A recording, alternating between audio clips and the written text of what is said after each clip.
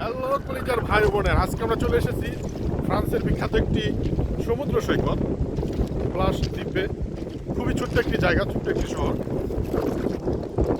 একেবারেই সামান্য একটি শহর, একেবারে এখানকার বৈশিষ্ট্য হলো এই বিচের ভিতরে আমরা দেখতে পাচ্ছেন প্রচুর পাথর ফালানো আছে নিচে, এবং পাথর দিয়ে পুরো সমুদ্র সৈকতটা ব্যবহার করে দেওয়া হয়েছে।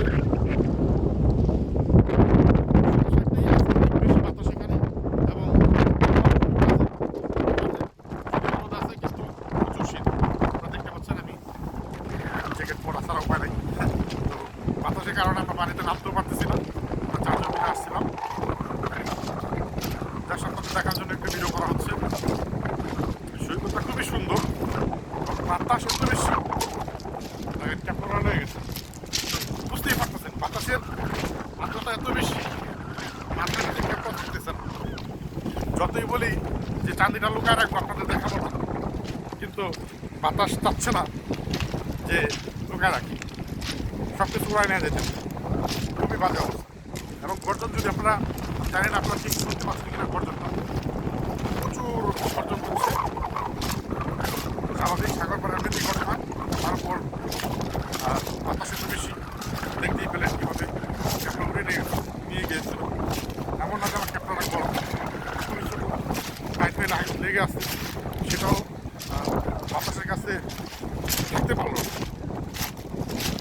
যাই হোক, যারা প্যারিস থেকে আসতে চান আসতে পারেন, খুবই কাছে, 2 ঘন্টার মতো লাগে যদি অটো রোড ধরে আসেন। আর যদি অটো রোড না ধরেন সেক্ষেত্রে 3 ঘন্টার কম লাগে, 2.5 ঘন্টা 3 ঘন্টার মতো লাগবে।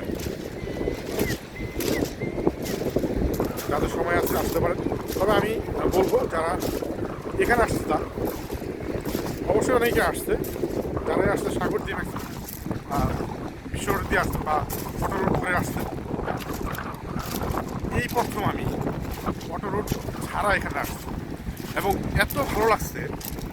ছোট্ট ছোট রাস্তাগুলো এত সুন্দর, এলাকাগুলো এত পরিপাটি এবং এতটাই গোছালো, আমার কাছে মানে অন্যরকম একটা ফিলিং আছে। মানে ফ্রান্স যে এতটা সুন্দর, যদি এই ছোটো ছোটো রাস্তাগুলো আপনি ব্যবহার না করেন তাহলে বুঝতে পারবেন। দেখেন বারবার ক্যাপটা উড়ে নিয়ে যাচ্ছে, এখানে বাতাস খুব বেশি ডিস্টার্ব করতেছে।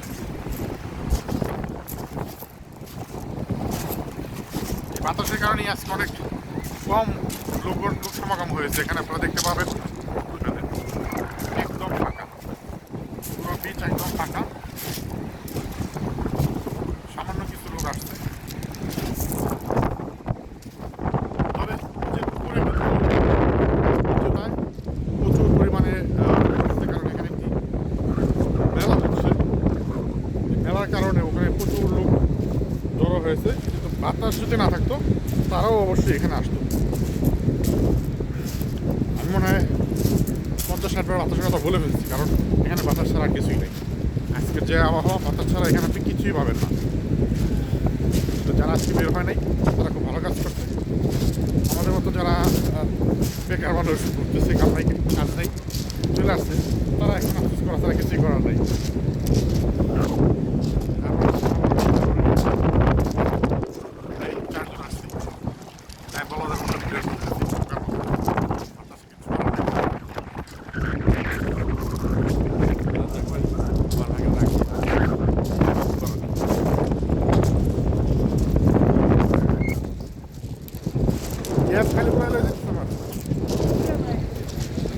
যাই হোক, ভালো থাকবেন, সবাই সুস্থ থাকবেন এবং আবারও দেখা হবে অন্য কোনো ভিডিও নিয়ে। ততক্ষণ আল্লাহ হাফেজ।